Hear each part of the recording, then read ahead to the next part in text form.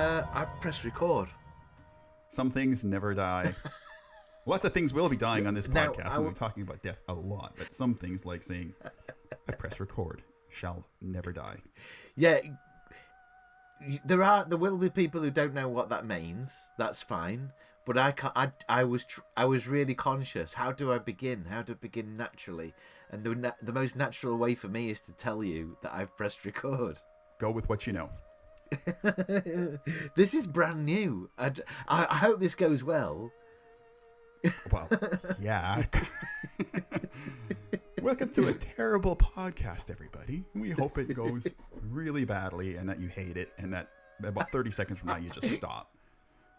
I wonder, do you think if the intro kind of sums it up, do you want us to kind of like, should we explain what this is, really? I think you need to explain it to me. So let's... Right. Okay, we had this idea. We've already done podcasts. People might not know this. We've done podcasts, and they usually involve silly stories from around the world, mainly Florida, that were like people got into trouble and they were just dicks and idiots, right? And that was usually missing thumbs because they've blown them off. Yeah, we went in. It wasn't like a prank gone wrong sort of thing. It was more about they were deliberately idiots. They went out the Florida man trope thing that everybody's aware of. Yes, those guys. Yeah, the thing that interests us, other than that, and we sort of know it, but we never said it out loud, was horror. We've got this love of things that are kind of spooky and scare us a bit, and we like to tell stories. So we thought, well, let's combine that bit, telling ghost stories, and seeing if we can be scared. But the problem is, we don't believe in ghosts, either of us, for some reason. Bit of a problem. Yeah, but we like to tell the stories, and we like to listen to the stories. Yeah. So, I guess the main thing is I don't want this to be a challenge. I don't want to necessarily end up being a believer. I want something to convince me that there is no other rational explanation. It can only be paranormal. Believer's going to believe, and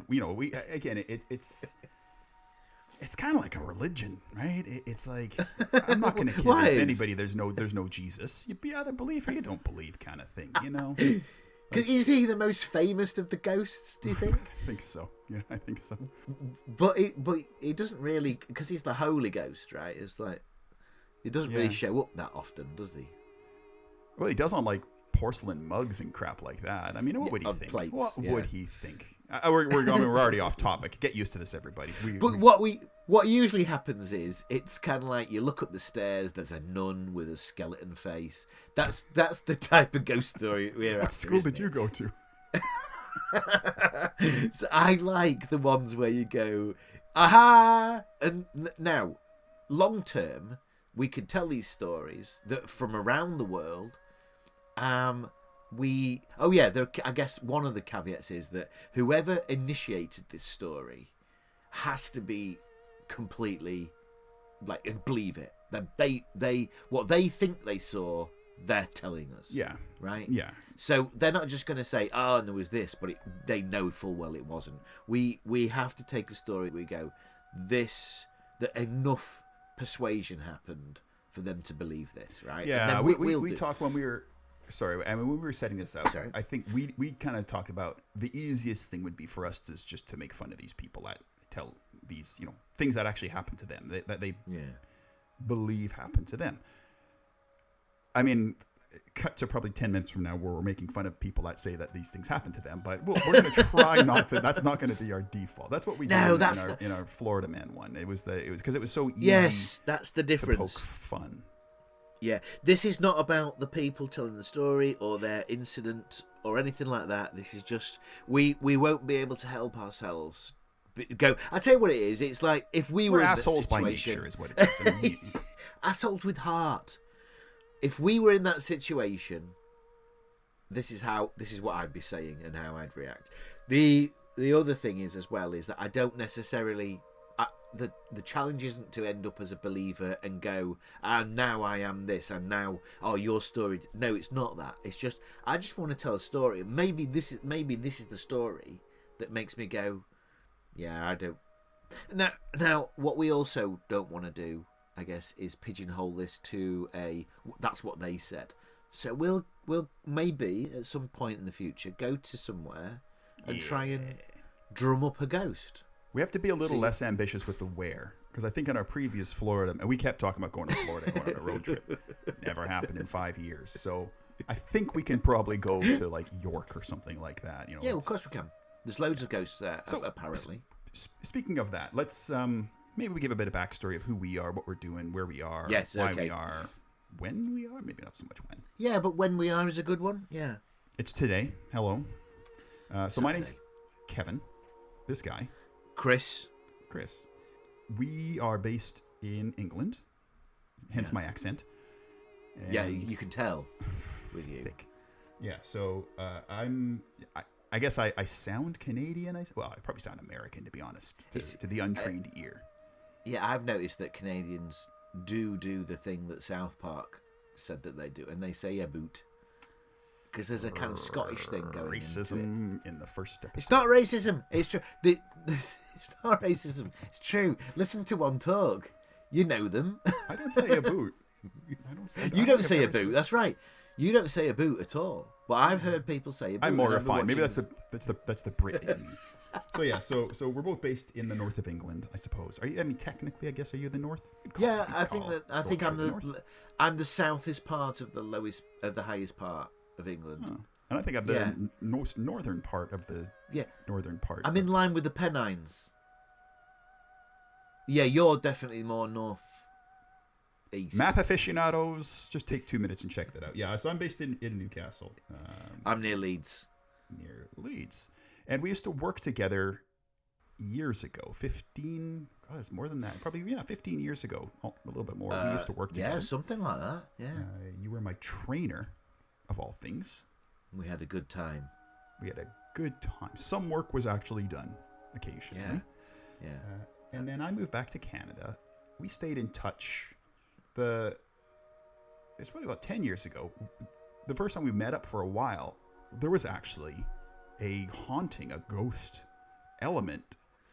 We talked about this on our other podcast at Ollie's wedding.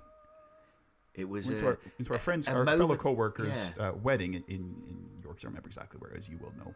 It was near on the way to Hull, I think. Yeah. There was an incident which we couldn't really explain, but we, not knowing this, we both in our heads went, "I'm sure that can be explained." Yeah. It's just we had an incident. The simplest explanation is you're being silly. Like, just give your head a shake, you moron. So there was that's right. Castle-y kind of manor house, stately home for our friend's wedding, and during the party part afterwards, there was like a kind of like a barn outbuilding sort of thing, and we were out there with our wives. There's a word prefix is. It looked disused. It was a disused barn. Didn't look like anything was happening there. That's important, I think. And inevitably, us watching too many movies over the years, there was it was just dark and weird inside, and there was a staircase, which anybody who knows, and it's kind of timely because he just passed away. Rest in peace, David Lynch, favorite directors. Fire Walk with Me in Twin Peaks, there's just a staircase at the top. There's just in the Palmer house, and there's just a door, and there's just weird music, and there's a fan going and stuff like that. This was like a stone barn. It wasn't like a modern house or anything like that. But there was this staircase, and we were challenged each other to go upstairs. We didn't get upstairs. We just... No, our eyes were eye level with the door at the top of the stairs. And it looked like, in my mind, there was a light on. And there were kind of there was movement, right? In your mind. In my mind, yeah. I still see that. There's nothing stopping us from going back there. I mean, it was only 10 years ago. It's probly still there. I mean, let's maybe not during the daytime. Yeah. So again, just so you know, that didn't make us go immediately. Oh, that was a ghost or that was a thing. We have that there is more explanation than there is no explanation, right? Okay. But that was the bit that we enjoyed. We enjoyed the freaking out and running off like Shaggy and Scooby. That was we was talking about what to name this podcast, and Jinkies was one of them. I still think that would be quite good, actually. Maybe Jinkies is the strapline. Anyway, so here we are, and that's so later on. We've done some podcasting, and this might be now the thing that we didn't know we actually we're practicing for, because this is a fun topic. Whether it goes in all directions, and I think you guys are along for the ride. We don't know where this is going to go. Even I don't know where this episode's going to go, to be honest with you. But no, by a few weeks in, a few months in, it may shift. We want you guys to be able to get in touch with us, submit any weird stories you want us to look into and tell. And if they suck, we're not going to. Sorry, not sorry. Just so you know. If your story sucks, go to another podcast. This is the thing, isn't it? It's like people go, well, I won't be sending anything to you guys because you just take the piss out of them. Like, we want to tell scary stories. That's the goal. Goal 1 is tell a scary story. Goal 2 is try to establish if it was real or there is a better explanation than it being a ghost. And if we end up without an explanation, that still doesn't mean there is ghosts, by the way. It just means that we've run out of explanation. There we go. And also the other thing goal is 3. as well, Goal 3. Monetize it. Oh, yeah. There is something as well, is that neither of us are experts in the paranormal, right? I have no qualification whatsoever. Chris, we're not even experts in podcasting. It took us 5 minutes to figure out why you couldn't hear me a few minutes ago. My only interest is telling a good story, is having that good story. You've got a mission statement. What was it? Do you remember? It's fucking long. I don't remember. I couldn't recite it. Is it the one that I read? You read it to me about 10 minutes ago. It was very heartfelt. Okay, right. So here we go. Are you ready? And then we promise we'll tell a ghost story, right? Okay. Right. It goes like this. So, welcome to the Apparently Haunted podcast, where ghost stories come to life and we try to keep our skepticism at bay. We're not really guides, but we'll take you through the unexplained and the downright spooky, hopefully. But fair warning, we don't believe in ghosts. We've been through that. Think of this as a bit of a challenge. Can these tales of haunted houses, restless spirits, and mysterious bumps in the night actually convert us into believers, or will we spend the next episode rolling our eyes or just trying not to scream? Either way, we're here for the goosebumps. I like that. We're here for the goosebumps. Yeah, and then... Not the tickling kind. I mean, tickling's not tickling. You can't tickle yourself. I was going to tell them to tickle themselves, but you can't tickle yourself, apparently. So, what we will do is we will tell stories. We'll tell listener submissions. And we'll tell our own paranormal things, maybe. We'll talk maybe about we paranormal do have a places, and we'll tell, good old ghost stories. Good old ghost stories, backstories, anything that... Stories, flashlights that under chins, optional. Yeah. I like that, yeah. So, we might not believe in ghosts, but we love a good ghost story. So, here we go. Dim the lights, settle in, and let's get scared. Who knows? Maybe tonight's the night we change our minds, but I doubt it. Now, are we ready? We are ready. I think the term, without further ado, is that what they say? No further ado. No. Something about without further ado, let's jump right in, as these YouTubers would say. This is the bit where I think we put in that. No, the YouTubers would go, "Hey guys, how you doing out there? Hit like and subscribe. Let's jump in." Right, jingle.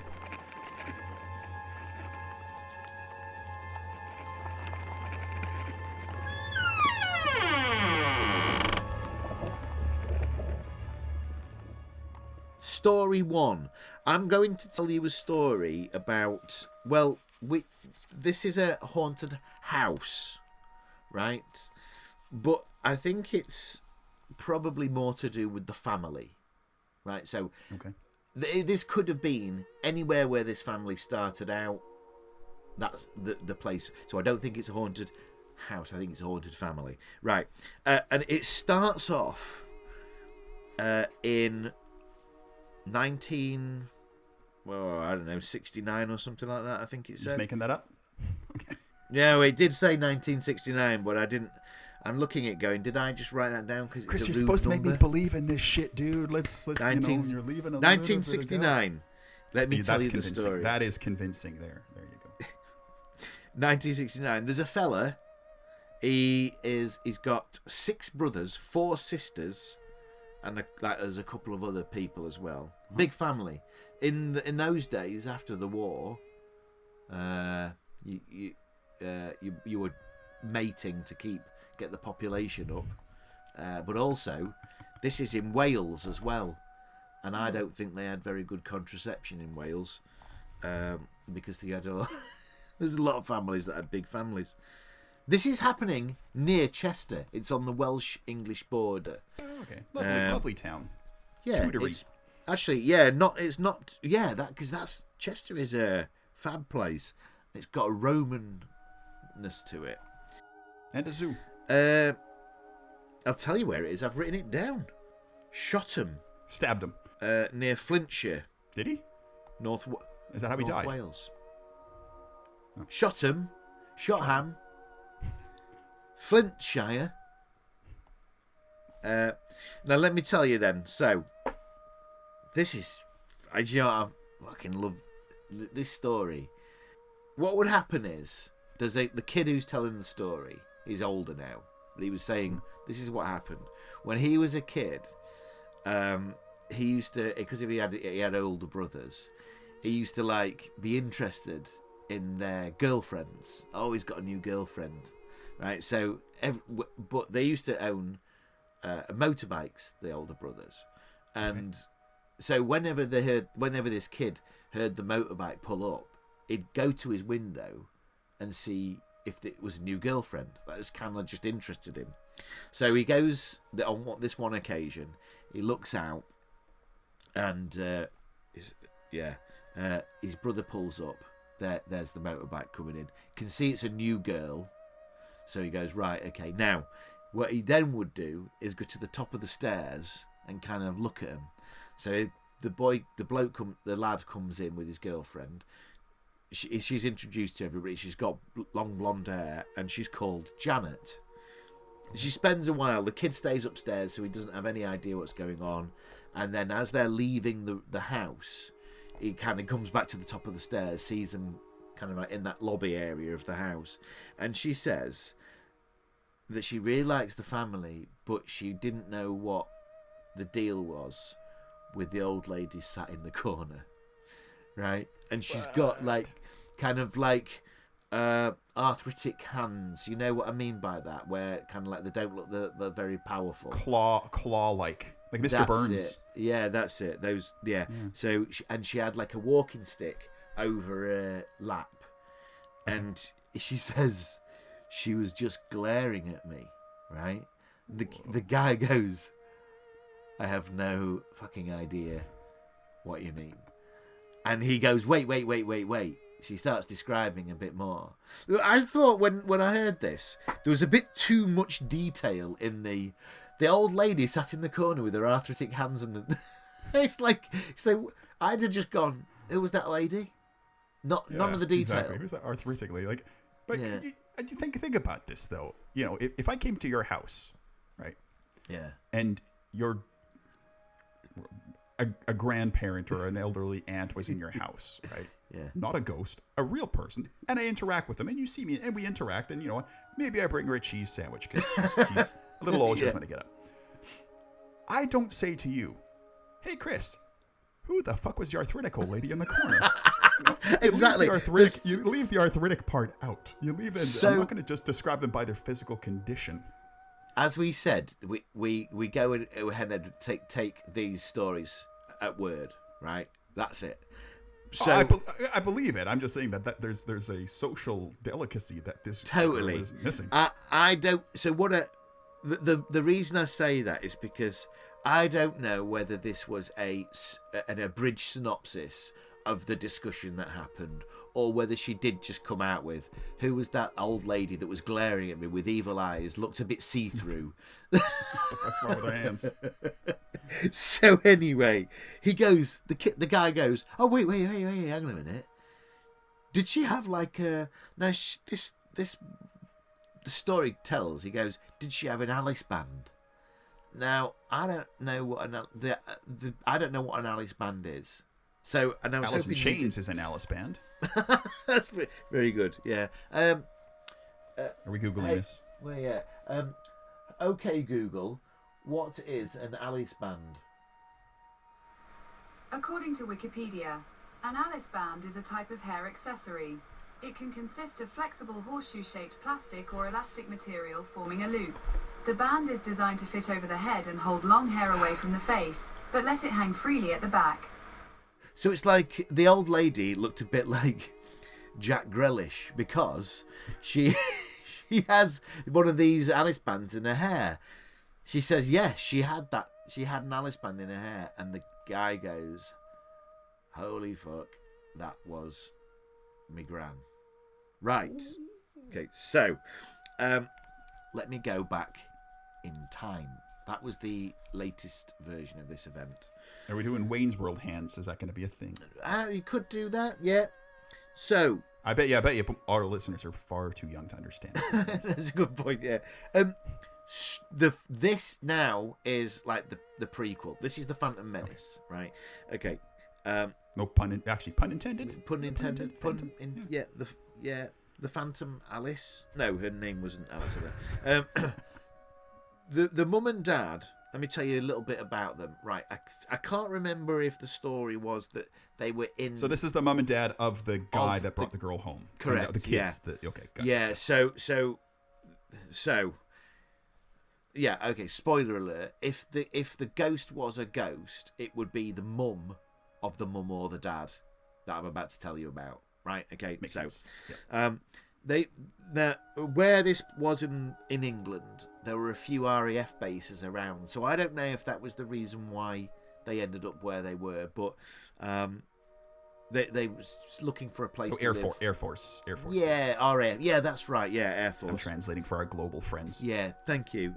No problem. Yeah. Remember that there's the family that happens later on. There's quite a few kids. I think that it was the same with the mum and dad. They kind of like, when they started off mating, there was a lot of kids that they required.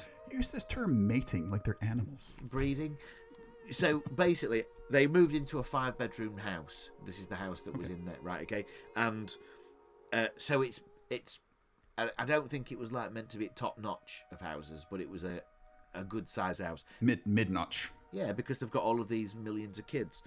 Right, so the lady, again, this must be the lady's mum. Anyway, the lady, she would see in the house when she was on her own, jugs sliding across the countertop. Okay. And then on one occasion, the jug would spin around 180 and go back where it came from. Poltergeisty stuff.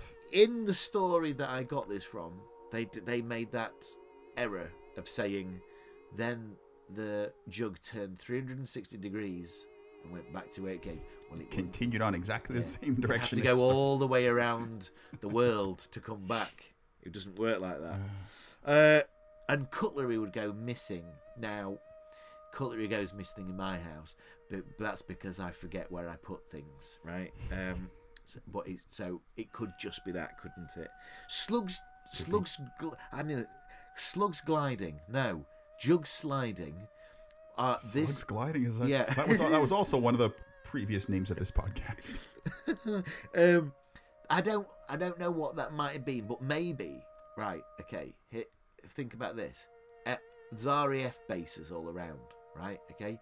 Maybe lots of vibrations in and around the area. This could make things slide if it was a slippy enough surface. Anyway, so the point is, lots of things are happening in a very, as far as I can tell, poltergeisty sort of way, movement of things, right? Yeah.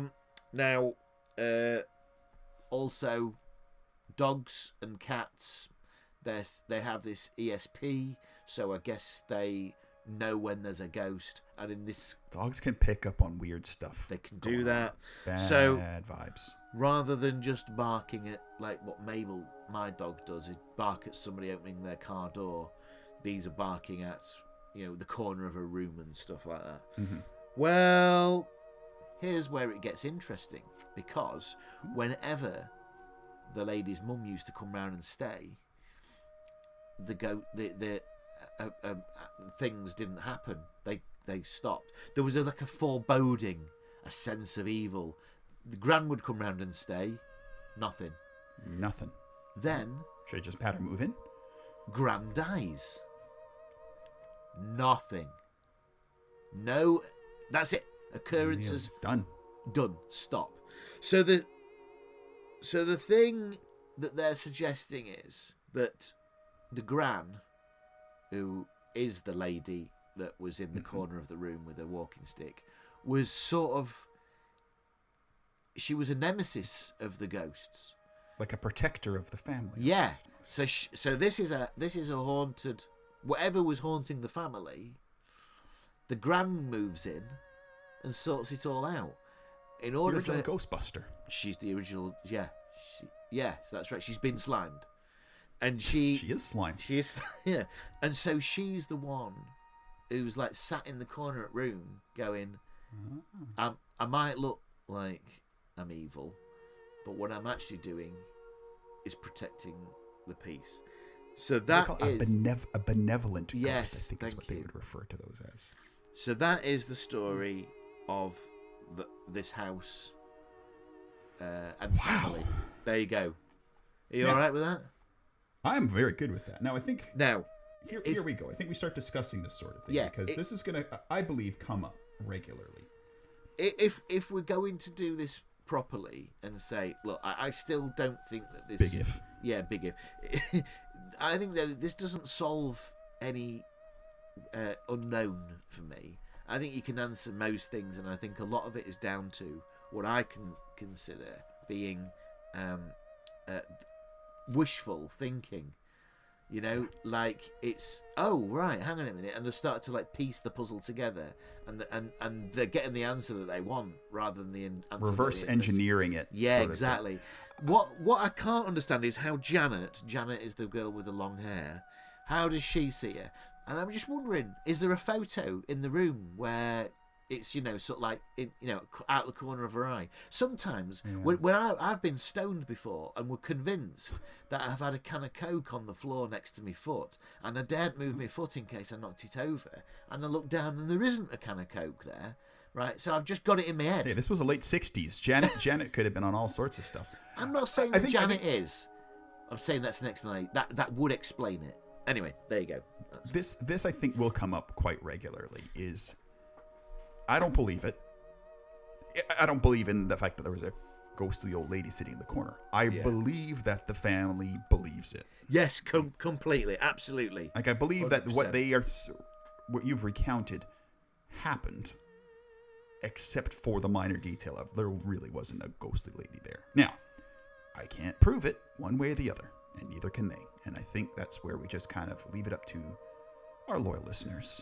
I mean, loyal, it's the first episode, so they're not that loyal yet, but you know what I mean. Maybe if they're going back and listening to the first one, listen to this though. I think this is telling, and I've only just realised it. This was a little kid who'd overheard this conversation and then is retelling the story later. Can we say did that lass definitely say that? We don't know if she even said that. What she might have said was, who's that lady in that photograph that's above your fireplace? Yeah, exactly. Now there's nothing there, and so all of these things that happen is the kid goes, that's what that girl said, and then the mum goes, actually, when I were a kid, no, when I was a kid, when I was younger, we have to allow for a modicum of embellishment with our people that are totally telling these stories. But I tell you what, when I was reading this, I'm still here. I'm just reaching for my plug. No, absolutely. I thought this is a great example of what I mean when I say I really loved him and telling the story and researching it, and I got a bit of a chill. But I don't believe. Well, yeah, because that's okay. No, and actually, I think the very first episode of our Florida Man podcast was all about the levels, and I think this one is about the levels too. Levels, yeah. I think that the Janet lady seeing the ghostly old lady or whatever is one thing, but then I think there's that extra level of going back and how it came about, and like, okay, that we know that it was probably going to be the grandmother that happened, but we did, didn't we? She came in and she hoovered up all the other ghosts. Like, she was the ghost repellent kind of thing. That's what I didn't expect. So that's the twist. It's a good story, isn't it? It's like that was for me when I was thinking, how do we begin and how do we kick this off with a good example? This is the example. Mm-hmm. Good. I enjoyed telling that. Exactly.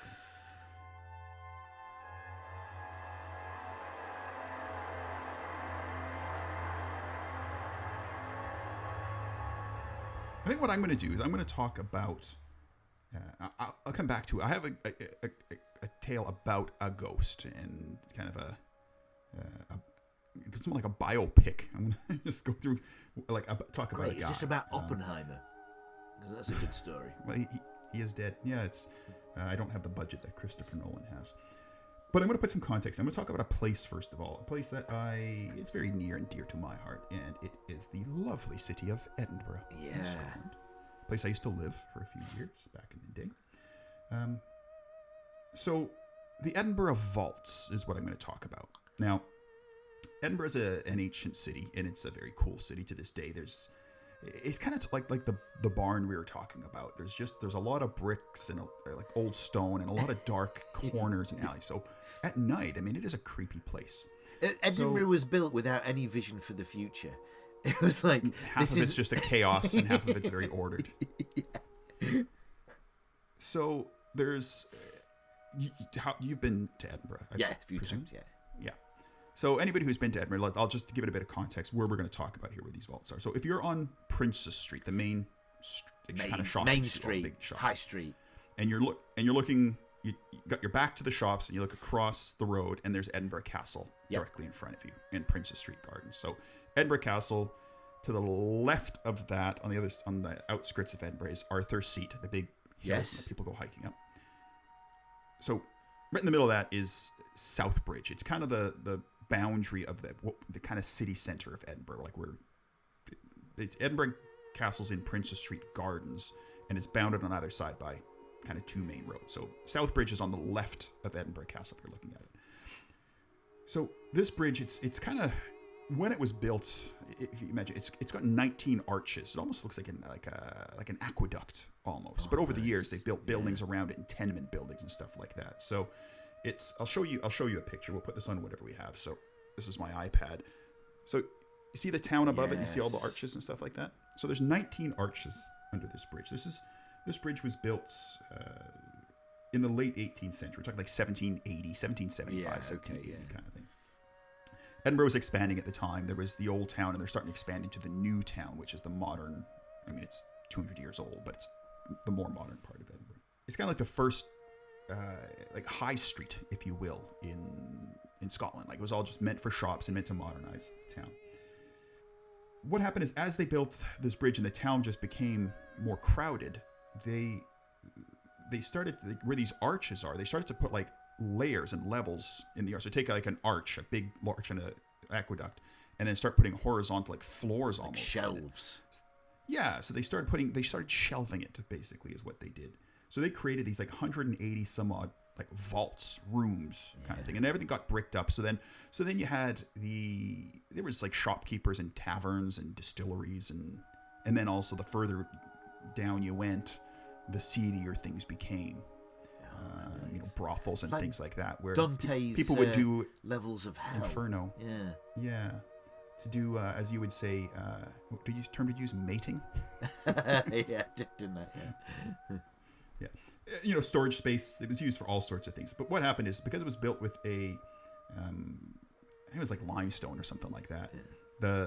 The stone was quite porous, so Scotland, weather's not great. Yeah, that's right. Yeah, worst place to build shelves. Yes, so the shelves started getting damp, very damp. So the businesses started moving out, but then all the poor people started moving in. They kind of moved from some of the. It became a slum, basically. Right? You know, we're talking like 15 people in a little like 3-meter square room with no light, no anything. It was like 5 levels below ground, sort of thing. And I've been to these places. I've been on a ghost tour in these places, and it's fucking creepy as, man. No, did they have any like street lights there, or was it just in darkness? No. So the place. So this is now we're going back 200 years. So these things were lit. They had like fish oil lamps apparently, which fish oil smells just fish oil. Yeah. So they had this place just lit with. The best to visualize these rooms is, you know, like when you see like dungeons. They look like dungeons, basically, is what we're talking about. These are escape rooms. Exactly. And I think the unfortunate part is now today in Edinburgh, like there are ghost tours that go into these places, and I think we do need to go on one because there's seriously creepy vibes in these places. But I think it's because it's dark and it's damp and there's echoes. If they floodlit the place and, you know, put some happy music on, different vibe. Right? Christmas tree in the corner. Exactly. So as it became a slum, you know, my dog barking. Ozzy's making an appearance. Haunted. Must be a ghost downstairs. These places turn into, I think the term is dens of iniquity. You know, crime, robbery, murder, horrible. Oh, here's a good quote. The stench of stale waste and chamber pots made the area barely habitable. Oh, God. So kind of 30, they lasted for about 30, 40 years of actually being, you know, their actual businesses. And then it became slums with a little bit of business going on, some legal, some illegal. And then by about 1860, so 80 years after they started, they walled them all in, blocked them all off, filled them in with rubble and stuff to kind of make them less, just so that people couldn't live in them. They got rid of the people. They told the people to get out first. There's rumors that you know, Burke and Hare, you know, those two guys that did the body snatching and stuff. Sold bodies. I tell you, little sidebar here. So I was doing a little bit of research on this, and there was a YouTube video there's a TV show, I guess this century, started 20 years ago, called Most Haunted. Yes. And, they had this where they go into these creepy places and they go in with the night vision cameras, and then they're all huddled together, and then you know, there's, oh, what was that? And they acting all scared. They say it's all real, and then Derek Acora. It's famously fake. Yes. Well, so speaking of famously fake, this goes down to what we were saying about the thing. I think they believe that it's nonsense. I think they believe in their bullshit because they're in scary surroundings, and this is that thing you're saying here is it becomes scary because it looks scary. Yeah. So, like, Burke and Hare are very famous, and anybody who has, I think you go on the leaflets of these things, say, oh, Burke and Hare, these famous body snatchers from the 18th century who, you know, murdered people and sold the bodies to doctors to do dissections and all of that, or, you know, operated in these places. Maybe they didn't. So, you know, I'm watching this Most Haunted thing, and Derek Acora is, you know, doing his thing. Oh, I'm picking up strange energies from this corner, and oh, there's 2 men. Oh, they've killed her. Oh, they're dragging her body through. They're talking about a doctor. Who are they? What is this? It's fucking Burke and Hare, you dickhead. He just read the leaflet. It was so bad. I had to turn it off at that point. They just went from the point of like, okay, this is a little creepy, to this guy's just a fucking idiot. Do you know, I was thinking, there was a film, Burke and I'm sure there was. Yeah, Simon Pegg and Andy Serkis played Burke and Hare. Yeah. But in my mind, when I was trying to think about who it was, I had Hugh Jackman and Neil Patrick Harris. And it was kind of like, it turned into some Broadway version of Burke and Hare. Anyways, so about 1860, they blocked all this stuff off. Cut to the 1980s now. There's more recent. That. Yeah. More recently. So, I don't know how, I mean... A Scottish rugby player, Norrie Rowan, of all people, he bought some of the land. He wanted to open nightclubs and restaurants and stuff. So he bought some of these bits and pieces of chambers. And as he was excavating it, started finding things like through the rubble, like nobody knew, apparently. They'd lost, because there wasn't a lot of recorded, people weren't writing about this. People were writing about murders and stuff that were happening below the streets of Edinburgh. Nobody knew that the history that these places were businesses and stuff like that. So as they were excavating it, they discovered toys and medicine bottles. One of them just weirdly creepy, 1,000 oyster shells. To go with the fish oil lamp. Yeah, they started to discover that these places were like lived in by people, 200 so odd years ago. So, anyways, Edinburgh Vaults, we're going to go. But if anybody is going to Edinburgh, go on, the ghost tours. And I think we will be bringing this up quite a bit because I've been on a few ghost tours. They're interesting until a man with a monkey mask jumps out from behind a corner and goes, whoa, and then it loses credibility at that point in time, right? So, but yeah, the pictures, I mean, it's cavernous. There's these, like just creepy vault type things that are going on. And like some of them have like little, 200-year-old like kids' shoes sitting in a corner. Like, I think authentically found down there, but just to add to the dread. It's I've never been. I know about them. I've never been there, but I have seen. I'm pretty sure Billy Connolly did his world tour of Scotland, and he went to a place called Mary King's Close, which was a similar thing, which is an underground. Right. It's part of the underground city. It's not the vault specifically, but it's the same thing. There's a whole underground city in Edinburgh, and you can go on different tours. The South Bridge in the Edinburgh Vault is considered the extremely haunted. Wow. I mean, for what it's worth, one of the most haunted places in the world is what it sounds say. Because it is gives you the oogie boogies, if that's a term. Like, it just, even without the narration and stuff like that, it's like if you ever had a cellar in your house or going into the loft, I don't know what it is. They just feel weird. How many? Not like from a paranormal standpoint. It's just dark and. How many goosebumps on the goose bumpometer? Oh, a good 5. Yeah, easy. Yeah. Right, let's talk about some hauntings because that's what we're here for. So that's just a bit of context. So that's the travel agency me. If the Edinburgh Tourism Board wants to pay us some money or give me a couple of free nights in Edinburgh, send it our way. Social media, yet to be determined, but I think we'll say at Apparently Haunted. I think so. I think we must. When this place was finally completed, when the bridge was the construction was done, this is 1788. They were getting close to the completion.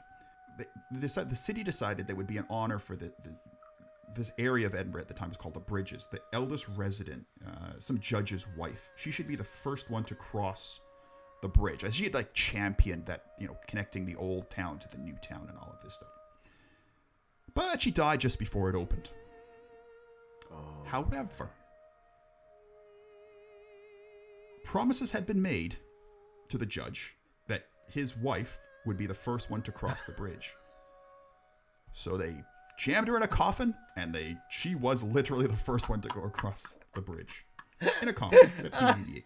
Now, obviously, this is back in the day where like people put, I don't know if it was back in the old putting a leech on your, up your butthole if you've got like a bad stomach or something like that. But, people had different beliefs, and people did probably believe a lot more in the supernatural, certainly like religion and things like that, and weird things. It was just kind of part of like.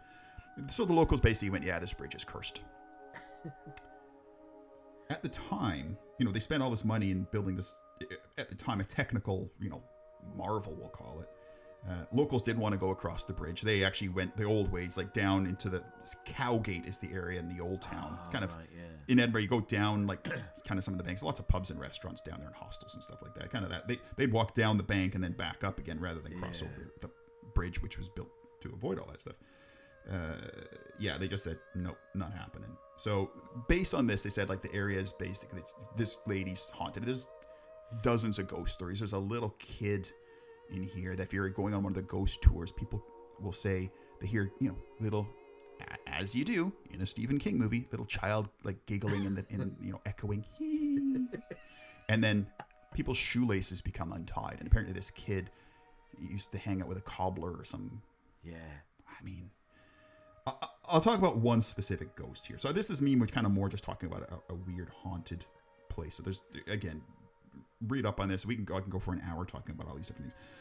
There's a ghost that probably we'll call it the most famous ghost there. A guy called the Watcher. Oh my fucking god! Called the Watcher apparently because he likes. The theory is that he used to, because this place was such a there were so many bad things going on, crime and murders and all sorts of horrible things.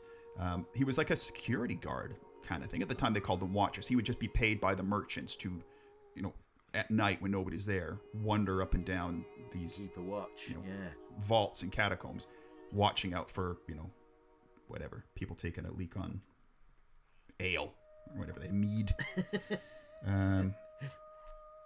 So people who claim to see him, and I do have a photograph of this guy, not a drawing, a photograph. I'll show you that in a second.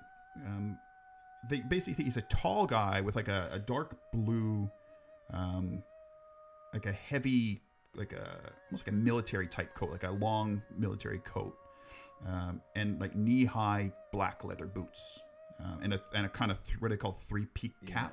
That kind of dude. Now, this is the funny part. Some storytellers call him Mr. Boots because he's got these big leather boots. Now, Mr. Boots sounds like a fucking kitten, as far as I'm concerned. Think of it, if you're a Scottish ghost, and I'll wade into my very bad Scottish accent. He's like, "Oh, I'm the Watcher. I've come to watch out for all the..." Or, "Hello, I'm Mr. Boots." Very different. Very, very different.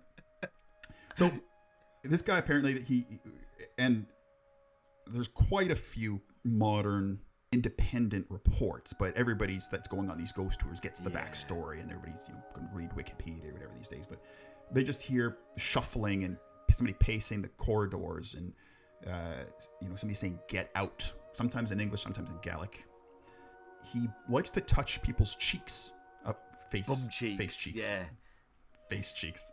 There's been quite a few reports of when they hear this person almost like marching and then stopping and turning around and marching back, where they get back and forth, kind of like on patrol almost.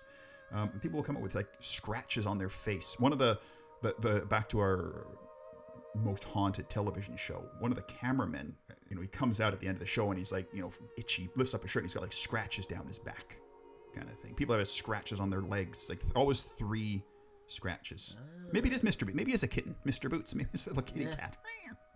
Yeah, so what they're basically saying is that they think that he just has this territorial behavior, that he's not a violent ghost or anything like that, that he's on patrol and he's making sure that he's never, other than a bit of scratching here and there. Who doesn't like a bit of that? He hasn't attacked anybody. This is the point. This is the point in the podcast where, when I say he hasn't been violent, it's like, cut to a news. This is the documentary about us. Cut to the news reporter saying, 2 podcasters were decapitated and disemboweled on a visit to Edinburgh. One of them was last seen, like that scene in The Shining with the guy in the bear costume, pleasuring a man in a dark blue coat and knee-high boots or something like that, before he got horribly eviscerated. So in 2015 now, this call it tourist, and that's probably what she is, Emma Surgener and her sister went on the standard Mercat tour, Edinburgh Vaults tour kind of thing. If Mercat tours or Edinburgh Ghost Tours want to give us a free tour, add it to the whatever cachet. We're going to call it. She's from Blackpool, this Emma. She was in the vaults and she's just kind of chilling out, going on, the tour guide's telling all the, definitely telling the stories better than I just told. And they've got their digital camera and they're taking pictures and all that stuff and think nothing of it. Get home, back to Blackpool.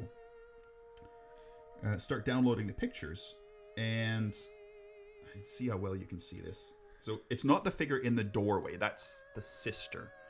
But there is in the middle of frame there's a guy with a long coat on. I see, yeah. It looks so obvious that I didn't know if that's what I was... It looks a little bit like Rorschach from The Watchmen. That's right, yeah, with his kind of detective's coat on. Yeah, we'll put this on whatever the hell we're doing for social media. But just Google, so that was a photograph. The Watcher, Edinburgh Vaults. That's a photograph. They when they first saw the photograph, they only saw a little glimmer of light, and then they brightened it, and then they saw this outline of a figure. Right. Oh, okay.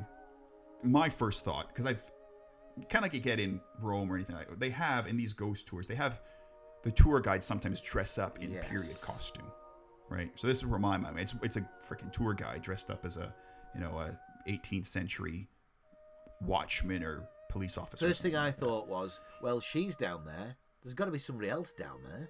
Like that's more rational. Yes. What they're saying is they took like a burst of photos, like 4 or 5 photos within a few seconds, and he's only in the one picture. Oh. So it's kind of just he came in and went, oh shit, photo shy, and then fucked off again. In a millisecond. That sort of thing. Oh, okay. The quote I've got here, I can't remember which publication it was from. The spectral figure photobombed Emma's picture. Jesus Christ. It starts off so well, and then it introduces some 21st century vocab. It's nonsense. Yeah. So, anyways, I'm a little all over the place, but this is more, I think, just me kind of trying to paint a picture of a spooky place that may or may not be haunted. I mean, these catacombs. I mean, there's these just little things that like that, like just weird, like do you know gravy type. Not grave as in eat, but like a grave. When we Edinburgh. So I definitely recommend going because it's creepy as hell, whether you believe or not. It's just if you want to be, this is all about telling a story and getting that the spooky feeling. You just need to go to a place like this, and it is definitely spooky, whether you believe it. And that's what I was spooky. Yeah, spooky. That's what I was going to come back to. Is that these stories will only ever grow. A sighting of the Loch Ness monster will only ever back up the next person who sees what's a ripple in the wave or something like that. And I think this is one of those instances where you just heighten the senses to do that. I think there is rational explanation with the photograph, which is it's a person, and when they were bursting the photographs, maybe it was like one every 30 seconds and not what they said. Yeah. Because the experience changes as that story is retold. And look, I can't prove it because I'm not them, but I just think like you as you say, deprive some of the senses, like sight. That's one thing. When you can't see, your ears will pick up on any little Don't thing. heat it up, keep it nice and cold so you're chilly and you can't wait to get out. Those sorts of things will, I think, just hide. Now, I need to also say, and I think this is this is probably a suffix to everything that we do. I might not believe in ghosts, but I don't want any ghosts to fucking prove it, like in the middle of the night in my house, right? Okay, you can leave that nonsense. Let's just wait until we're investigating this shit, right? I don't want to see... Not my dad, not even my dad. If my dad's at top of stairs wearing a monk's outfit, I will not be happy at all. Anyway, so that's so we haven't changed it. We haven't changed our minds. Although now you are scared that a ghost is going to kill you in your sleep. No, I can't yet change my mind. It would be a really silly thing to have proposed if I was that fickle. What about you? No, again, I believe in creepy. And it's definitely creepy. Oh yeah, it's definitely creepy. And for an experience, gotta go, definitely. There's no way to. I mean, again, this Watcher guy, Mr. Boots. Oh yes, he's been reported dozens and dozens and dozens of times, but it's because people know the lore, and he's on the leaflets, and he's on the Wikipedia page, and he's on the tour guys are talking about him. It's if I hear, if a guy 3 vaults over on the tour that started 20 minutes before me, shuffles his feet while he's backing up to take a picture, it's Mr. Boots. No, it's not. It's a dude taking a picture that's trying to back up to get a better picture. Yeah, that's right. And the giggle is just another party that it's an echo from down the...